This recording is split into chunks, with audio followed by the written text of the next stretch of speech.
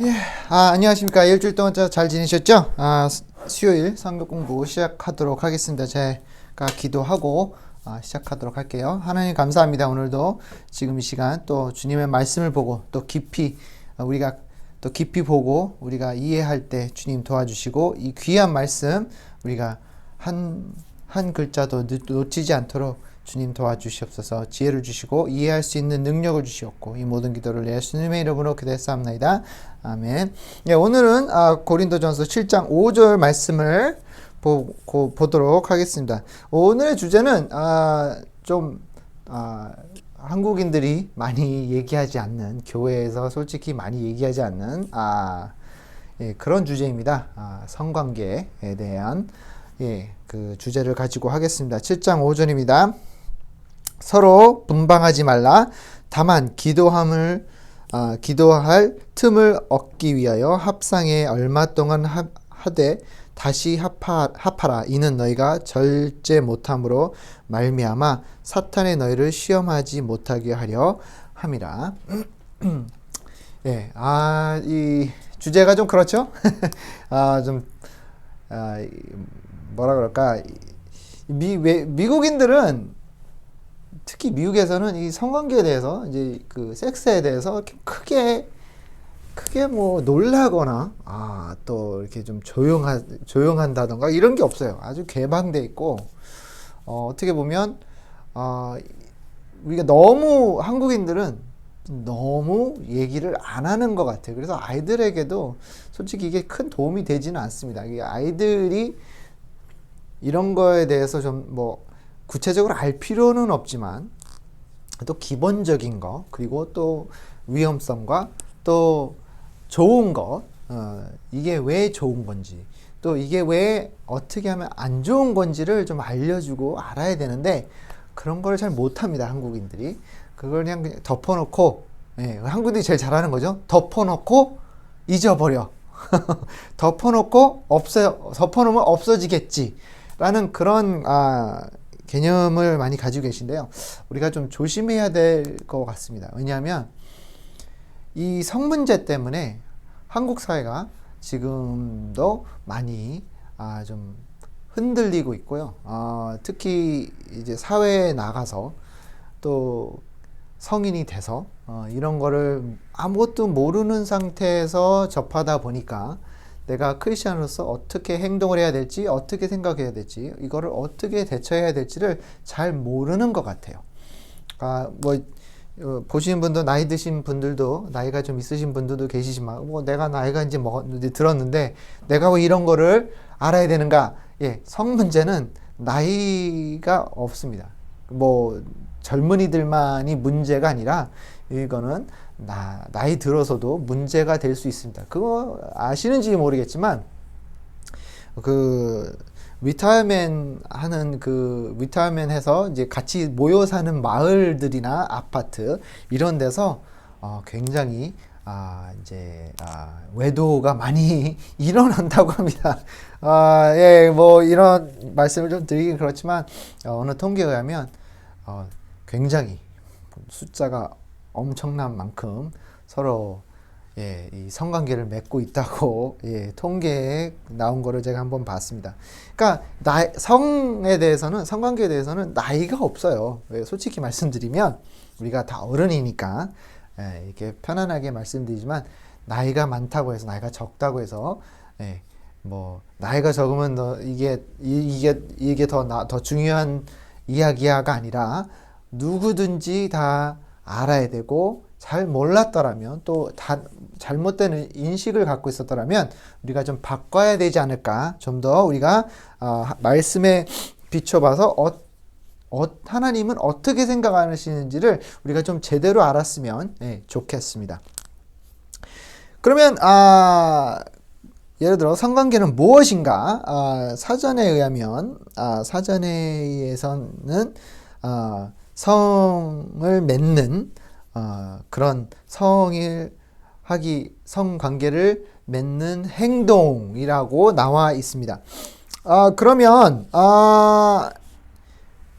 성경에서는 어떻게 나와 있는가? 성경 사전에서는 히브리 두 언어로 봐야 됩니다. 히브리어와 그리고 헬라어를 봐야 되는데 히브리어는 두 가지가 있습니다.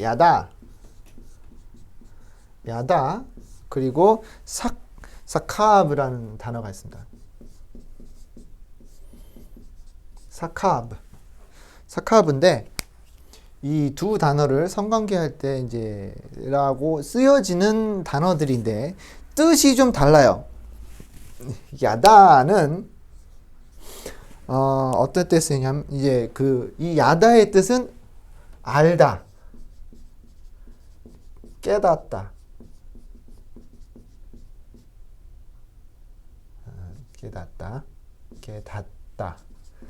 깨달았다, 알게 된다라는 뜻입니다. 또 하나는 깊은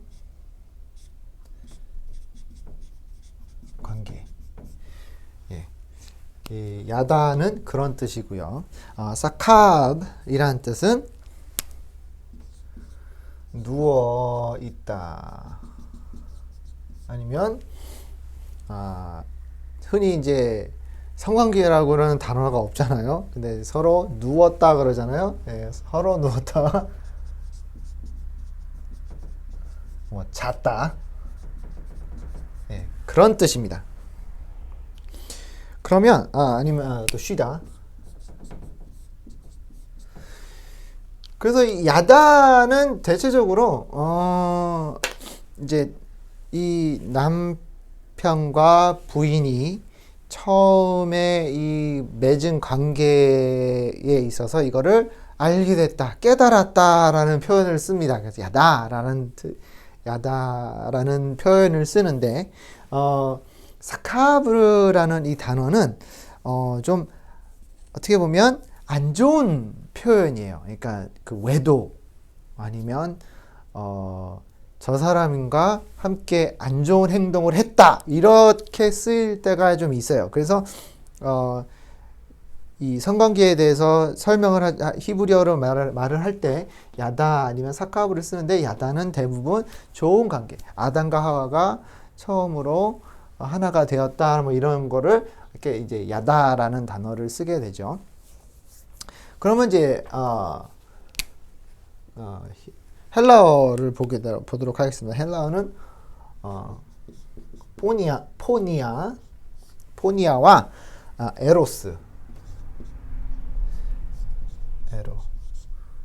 에로스라는 단어가 있습니다.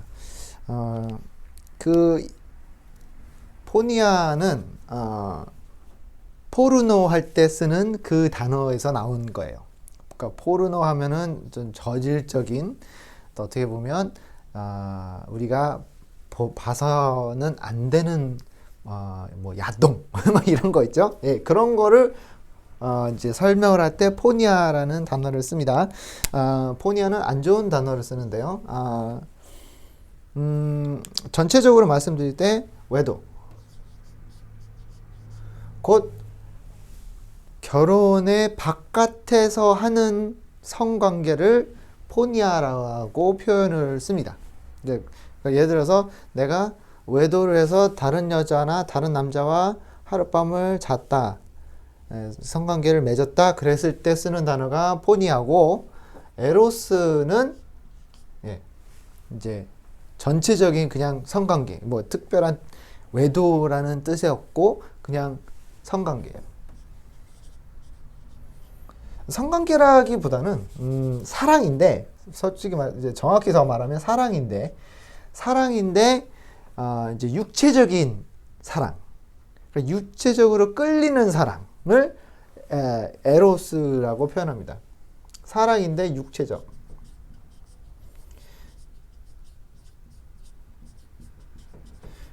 육체적인 사랑을 에로스라고 합니다. 그러니까 어떻게 보면 성관계 했다라고 표현을 하는데, 이제 성경에서 쓰는 에로스, 아마 성경에는 에로스가 아마 없을 것 같아요. 확실히 제가 그는 좀 더 봐야 되는데 시간이 없어서 못 봤는데, 에로스는 사랑인데, 그러니까 이 헬라어는 사랑이 13단어가 있어요. 그러니까 나 가족을 사랑하는 가족 사랑, 그거는 또 다른 단어가 있고, 형제 사랑, 그거는 또 다른 단어가 있고, 조건 없는 사랑, 우리가 다 아는 아가페, 예, 이렇게 쓰죠. 그러니까 이 여러 단어들이 있는데 그 중에 하나가 에로스인데, 에로스는 육체적이니까, 저 사람은 야 섹시해 그러면서 난 너의 그 멋있음을, 예쁨을, 아름다움을 이렇게 사랑해, 이런 표현할 때 쓰는 게 이제 에로스예요. 그러니까 내가 뭔가를 끌릴 때, 육체적으로 이 남자나 여자한테 끌릴 때 쓰는 단어가 에로스라고 우리가 표현할 수 있겠습니다. 우리가 좀 더 구체적으로 성경적으로 더 크게 봐서 좋은 성관계가 있고, 꼭 안 좋은 성관계가 있는데, 좋은 성관계는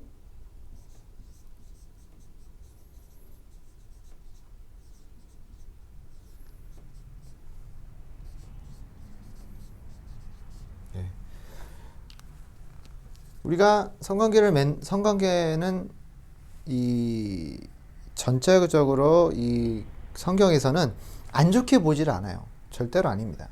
근데 이게 결혼 안에서 봤을 때는 아주 아름답고 성스러운 것이지만, 결혼 바깥에 나갔을 때는 그게 아주 안 좋게 본다고 보시면 되겠습니다. 그러면 심리적으로 어떻게 이것을 보는가? 이제 심리적으로 이 성관계를 어떻게 보는가 하면,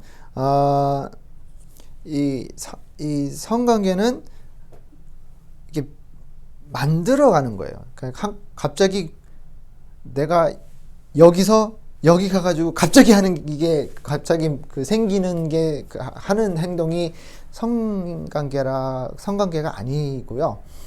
이게 뭔가가 자꾸 만들어져 가지고 어느 순간 이게 이루어지는 것을 성관계를 맺는다라고 설명을 합니다. 그러니까 저 여자가 예뻐 그래서 이게 아니라 그거는 아니고요. 보통 우리가 성관계를 맺는다, 섹스라는 단어를 쓸 때는 이제 심리학에서는요. 그러니까 이 두 사람이 뭔가를 만들어가는 과정에서 끝을 이제 맺는, 끝이라기보다 이제 그 마지막 단계에 그 관계에 있어서 마지막 단계가 성관계를 맺는다라고 설명을 합니다. 그러면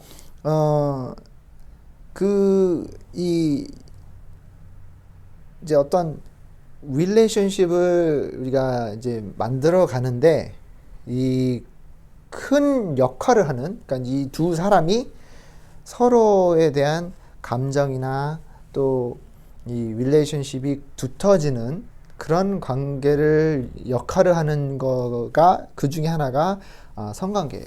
그러니까 이게 그냥 어떤 육체적인 해소가 아니라 심리적으로 봤을 때는 두 사람이 서로를 알아가고 서로에 대한 어떤 신뢰감과 서로에 대한 어떤 모든 것을 이제 내놓는 순간이라고 보시면 되겠습니다. 그러니까 그냥 섹스는 그냥 어떤 그냥 육체적인 그 본능적인 그냥 빨리 해소해야 돼 이게 아니라는 거죠. 그런 면도 있긴 하지만, 그런 면도 없지는 않지만, 전체적으로 이제 그 섹스라는 거를 볼 때 두 사람에 대한 어떤 신뢰와 또 두 사람에 대한 어떤 관계가 두터지고 맺어지는 관계에 있어서 중요한 과정을 말하는 거라고 할 수 있겠습니다. 또 과학적으로 봤을 때 그 과학자들에 의하면 이 성관계가 이루어지기 전에 우리 뇌에 호르몬이 흐르는데요. 악세토닌하고 도파민이 있어요. 그 악세토닌과 도파민이 뭐냐면, 특히 도파민은 좀 아실 거예요. 도파민은 이제 이제 중독에 있는 사람들이 많이 느끼는 거죠. 희열이라고 하죠. 이 도파민과 악세토닌이 이 호르몬이 흐르면서 몸이 흥분하고 그 기분이 좋아지는 호르몬입니다. 그게 이제 나오면서 사람이 이 흥분 상태 그리고 기분이 좋은 상태에 있을 때 생기는 그게 바로 성관계가 이제 이루어지기 전 그리고 이루어질 때 일어나는 거라고 합니다. 그리고 이거 우리가 왜 이런 것까지 알아야 되는가? 이게 좀 알아야 되는 게 뭐냐면 왜 우리 이쪽 구체적으로 좀 알아야 되는 게 뭐냐면 너무 몰라요. 그냥 두 사람이 하는 거지 이게 아니라는 거죠. 왜 저 사람은 저렇게 생각하고 저 사람은 저럴 때 하고 저럴 때는 안 하고 이게 이해를 못 할 때가 있어요. 나중에 제가 이제 결혼과 결혼 삶을 살면서 일어나는 모든 일들 거기에 대해서 갈등이나 이제 이런 것들이 있는데 그 중에 하나가 성관계예요. 그래서 결혼 생활을 오래 하면 할수록 성관계가 이제 줄어들면서 어떤 분들은 거기에 대한 이제 좀 아쉬움이나 또 어떻게 보면 이제 좀 뭐라 그러죠? 배신 느끼는 분들도 있고요. 심할 때는 또 어떤 분들은 의심을 해요. 왜 나랑 이런 이제 관계를 맺지 않으려고 하지 하는 그런 의심까지도 가게 되는 그렇게까지 이제 이루어져 가는데 이 성관계가 굉장히 인간에 있어서는 정말 특히 결혼 안에서는 굉장히 중요한 거예요. 그러니까 이것만이 최고야가 아닌데 이제 몇 가지가 결혼 생활이 잘 이루어지려면 몇 가지가 있는데 그 중에 큰 비중을 차지하는 것 중에 하나가 바로 성관계예요. 그러니까 우리가 이거를 좀 더 이해를 하고 그리고 이거를 통해 내가 어떻게 하면 하나님께 영광을 올릴 수 있는가를 우리가 좀 알아야 되는 것 같아요. 성관계가 하나님께 영광을 올린다? 당연합니다. 당연한 거예요. 이거를 우리가 모르시는 분들이 계실 수도 있겠지만, 이 성관계를 부부 안에 있는 성관계가 이루어질 때 정말 아름답고 하나님께 영광을 올리는 거예요. 그러니까 이건 좀 더 알았으면 좋겠습니다. 그러면 우리가 크리스천으로서 이 성관계는 어떤 역할을 하는가 좀 알아보도록 할게요. 여러분들은 어떻게 생각하세요? 이 성관계를 하면 어떻게 생각하시죠? 더러운 거야. 저질이야. 이런 거를 왜 이렇게 하시죠? 대부분 그런 거를 왜 우리가 이렇게 그렇다고 해서 완전 공개하라는 건 아닌데 그래도 이 성관계가 무엇인지 또 내 크리스찬으로서 내가 살아가면서 이게 어떤 역할을 하는지를 좀 알았으면 좋겠다라는 생각이 들어요. 그러면 이 성관계가 좋은 건가요? 아니면 나쁜 건가요? 아까도 말씀드렸지만 성관계가 결혼 안에서는 아주 좋은 건데 결혼 바깥에는 외도, 곧 안 좋은 거예요. 그러니까 결혼이라는 그 약속 바깥에를 나갔을 때 안 좋은 거죠. 그죠? 우리가 몇 가지 성관계에 대해서 좀 이해해야 될 부분들이 있습니다. 이게 그리고 잘못 이해하고 있는 부분들이 있는데요. 특히 성관계는 나쁘다, 저질이다, 아니면 지저분하다, 이렇게 생각하시는 분들이 계신데 절대로 그렇지 않습니다. 그리고 성관계는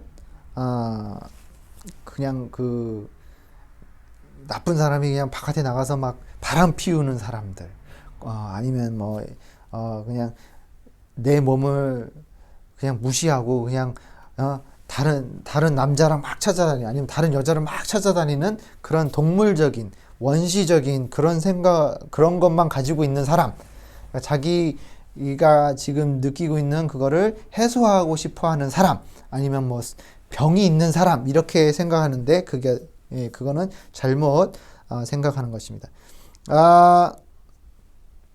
성관계를 맺으면 무조건 죄다. 이것도 아닙니다. 잘못 이해하시는 겁니다. 성관계는 성관계를 통해 내가 원치 않는 생각과 원치 않는 어떤 그 희열을 뭔가를 더 원하게 만들어 준다. 예, 그거는 반반이에요. 그건 나중에 좀 더 이제 말씀을 드리겠지만, 예, 성이라는 그 성관계에 대해서 좀 이해를 잘 못했을 때, 그거를 잘못 사용했을 때, 예, 일어날 수도 있는 것이기 때문에 완벽하게 이거는 틀리다라고 말씀을 드릴 수가 없습니다. 그리고 성관계는 사탄이 쓰는 어떤 도구다. 우리를 시험에 빠지게 만들기 위한 도구다. 예, 그거는 예, 틀린 생각입니다. 히브리서 13장 4절에 잠깐 보도록 하겠습니다. 히브리서 13장 4절 예, 보면 모든 사람이 결혼을 귀히 여기고 침소를 더럽히지 않게 하라. 음행하는 자들과 간음하는 자들은 하나님이 심판하시리라 그랬죠. 그러니까 여기에 보면 분명히 어디 안에 뭘 안에 모든 사람은 결혼을 귀히 여겨. 그러니까 결혼 안에서는 이게 굉장히 아름다운 건데, 예, 결혼 바깥에 나갔을 때가 이제 그게 문제가 생기는 거죠. 그거는 뭐라 그랬냐요? 하나님이 심판하시리라고 말씀하셨습니다. 그러면은 이게 왜 만들어졌는가? 그럼 성관계가 왜 하나님이 성관계를 왜 만드셨을까? 그 하나님 만드신 거예요. 하나님이 우리에게 주신 특권입니다. 어떤 뭐 동물들도 뭐 그렇지만 어떻게 잘 보시면은 모르겠지만 동물의 왕국이나 이런 걸 좋아하시면은 잘 보시면 그 짝짓기 하잖아요. 동물이 짝짓기 하면 동물이 그거를 뭐 막 좋아해서 하는 게 아니라 사람들처럼 인간처럼 뭔가를 막 좋아해서 막 시도 때도 없이 하는 게 아니라 그 동물들이 짝짓기 하는 거는 때가 되어서 이제는 그 다음 세대를 위한 행위지 뭐 좋아서 내가 이게 지금 예를 들어서 수컷 사슴이 암컷 사슴을 어느 순간 딱 봤더니 너무 예뻐 그래가지고 이게 끌려가 이게 아니라는 거죠. 그거는 인간만이 하는 것입니다. 그러니까 우리에게 주신 특권이고 우리가 느낄 수 있는 정말 우리가 어떻게 보면 그 어느 중독보다도 더 그러니까 마약이나 뭐 도박 이런 것보다도 더 아름다울 뿐만 아니라 우리에게 많은 희열과 또 스릴 뭐 이런 것도 여러 가지 이게 아름다움을 이제 품게 해주는 그런 것을 하나님이 우리에게 만들어 주신 거예요. 그러니까 우리가 쓸 수 있는 거예요. 이거는 우리가 언제든지 이 결혼이라는 그거 안에서 약속 안에서 우리가 그걸 느낄 수 있는 특권입니다. 특권이에요. 이거는 그냥 그냥 아무거나 이게 아니라 정말 우리에게 필요하고 우리에게는 이게 결혼 생활에 없어서는 안 될 부분 중에 하나. 그리고 정말 우리에게 아름답고 기분도 좋은 거예요. 그러니까 하나님이 우리에게 주셨는데 이거를 잘 써야 되는데 우리가 못 써서 그렇지 잘 쓰고 있으면 정말 우리에게 좋은 것입니다.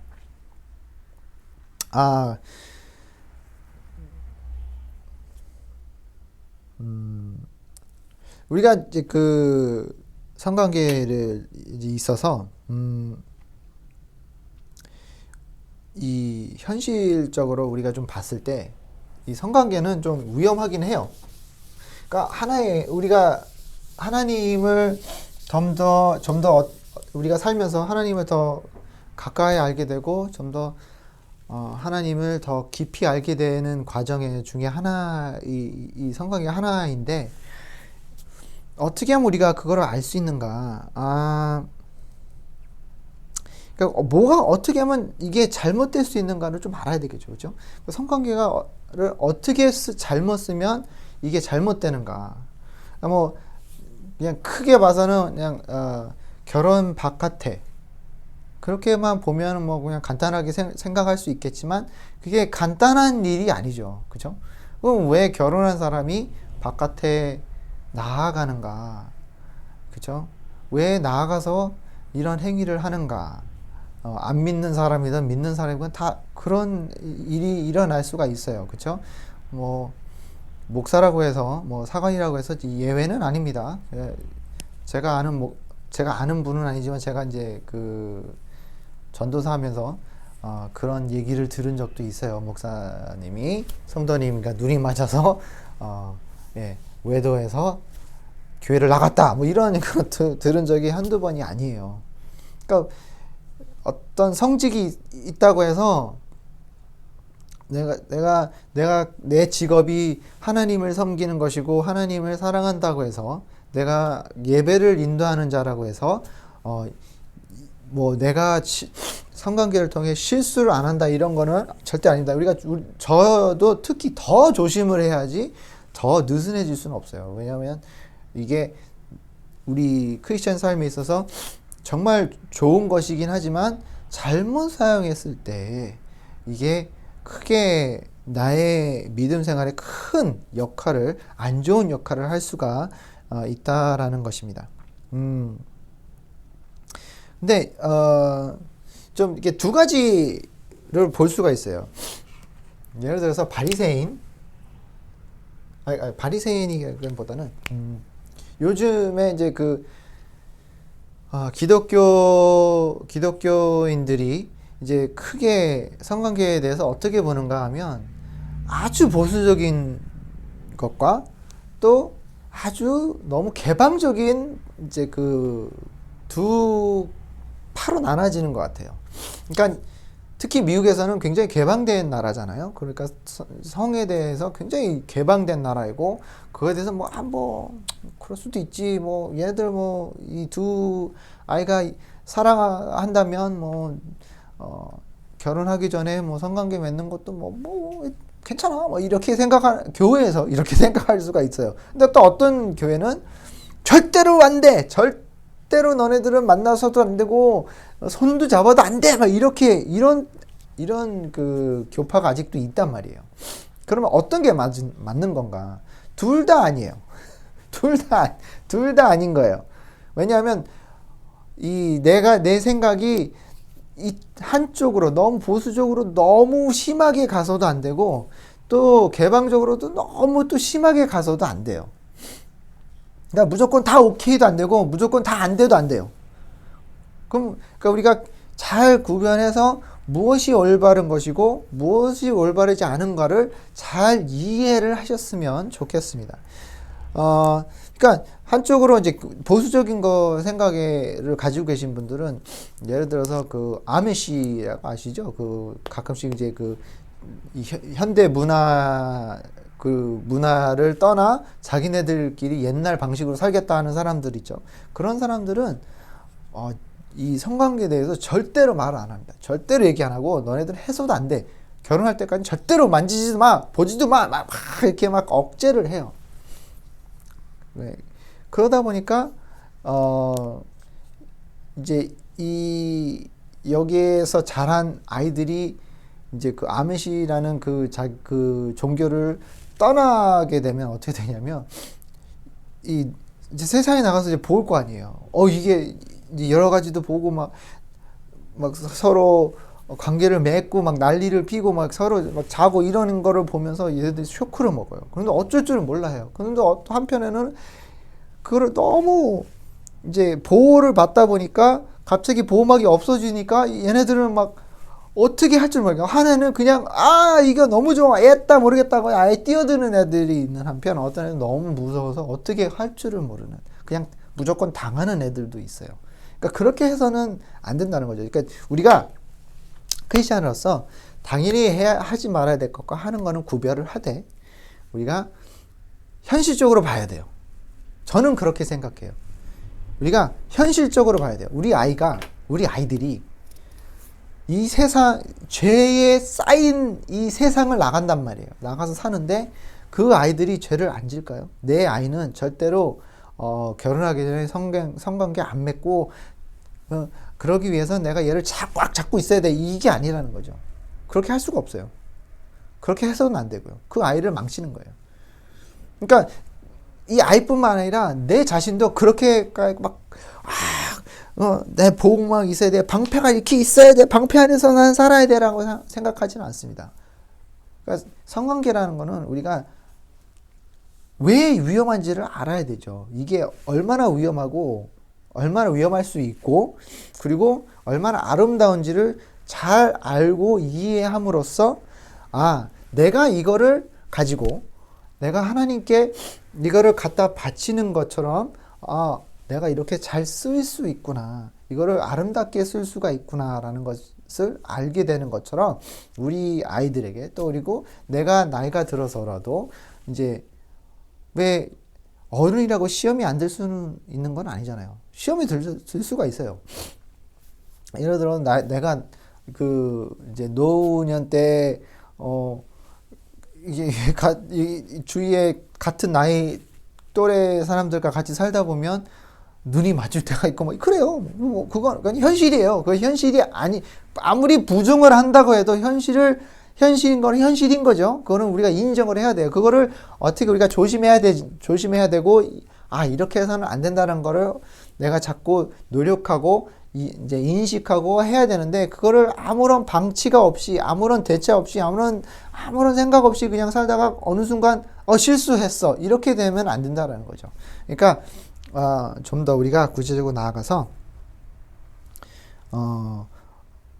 이 성경에 대해서 우리가 이거는 하나의 도구인데 굉장히 우리가 이해를 못하고 함부로 대했다가는 큰일 날 수가 있어요. 그러니까 성중독이란 걸 들어보셨죠? 근데 성중독이 왜 생기냐면 이거를 개념을 잘못 이해하신 분들이 아니면 어렸을 때부터 성폭행이나 성추행을 당한 사람들이 어렸을 때 당했던 사람들이 커가면서 이 성이라는 거에 대한 개념이 아주 잘못된 개념으로 변해버린 거예요. 그렇기 때문에 이거를 아름답고 귀하고 소중한 것인데 마구 쓰고 함부로 막 주고 갖고 뺏고 이렇게 남을 이거를 통해 해치고 이렇게 하다 보니까 이 사회가 이제는 성에 대해서 무덤덤해져 버리고 더 안 좋게 변하는 것을 우리가 볼 수 있습니다. 그렇기 때문에 우리가 좀 더 이 성에 대해서 좀 더 어떻게 하면 내가 이거를 잘 쓸 수 있는가를 자꾸 하나님께 구하고 이거를 다 이런 거를 겪는 거는 아니지만 그런 거에 좀 힘들어 하시는 분들이 만약에 있다라 그러면 이거는 기도하면서 내가 하나님이 나에게 이런 마음을 주셨을까? 왜 이걸 어떻게 내가 조절할 수 있을까 하는 거를 좀 더 기도와 말씀을 통해 우리가 좀 더 깊이 들어가야 된다고 저는 생각을 합니다. 그러면 이 성관계를 통해 우리가 어떻게 하나님께 영광을 올릴 수 있을까?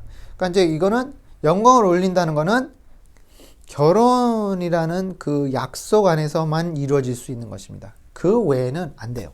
솔직히. 그 외에는 하나님께 아름다운 걸로 바칠 수가 없는 것입니다.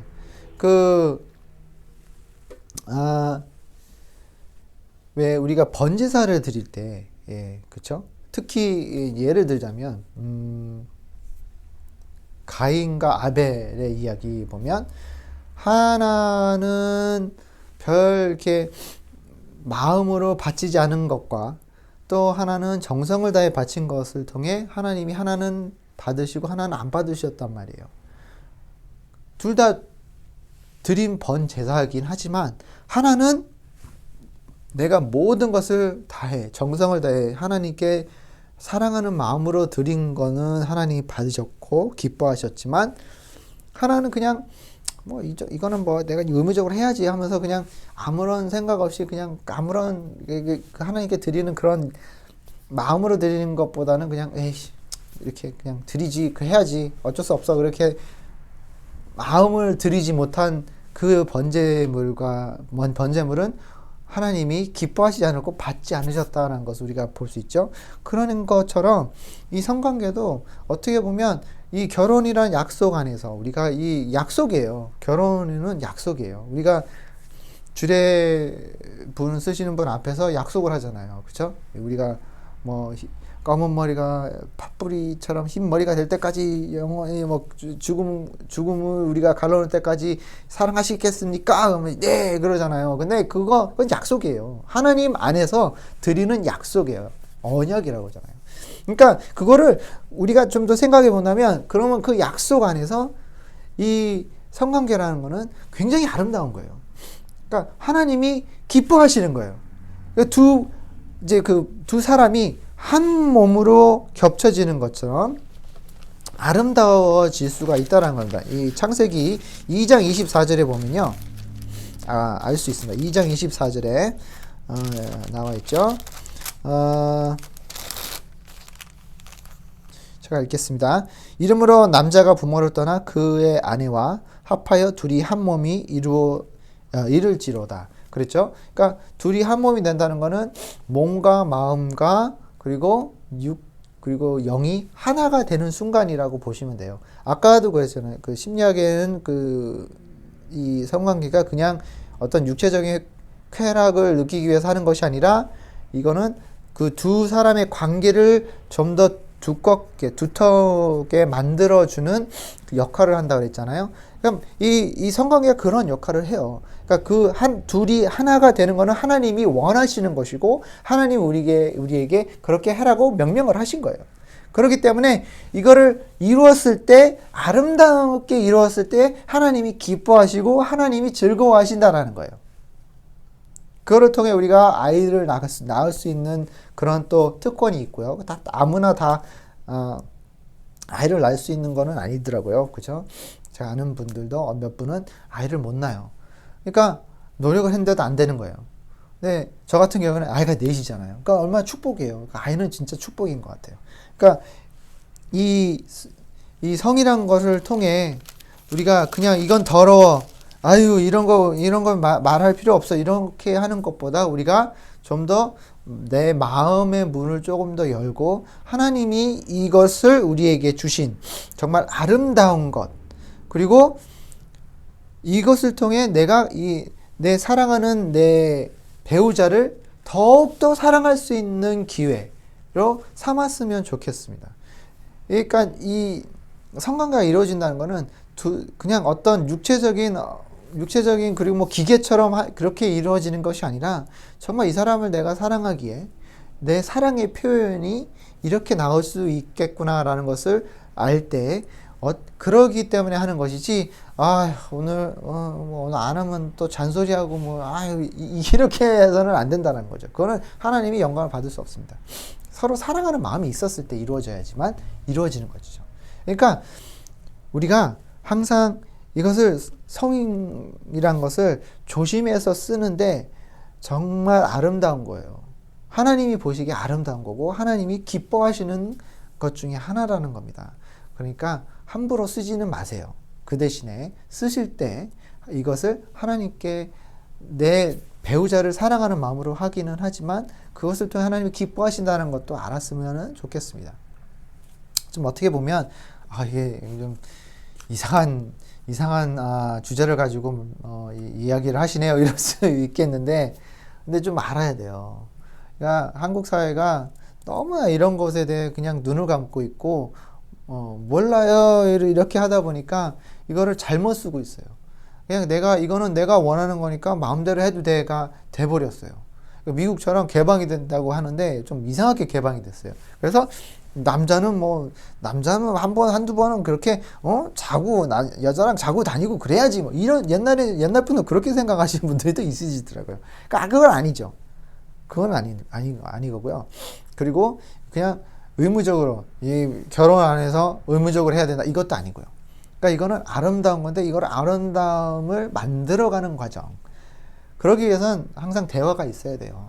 대화를 하시고, 이런 거에 대해서, 서로에 대해서 아직도 사랑하는 마음을 표현을 해주고 그리고 그거를 이제 행동으로 옮기는 게 성관계가 되는 것이고 그거를 통해 하나님이 기뻐하시고 또 하나님이 영광을 받으실 것을 오늘 좀 알았으면 좋겠습니다. 좀 이상한 주제이긴 하지만 평상시에 이렇게 교회에서 이런 얘기는 잘 안 하잖아요. 근데 좀 해야 됐으면 좋겠어요.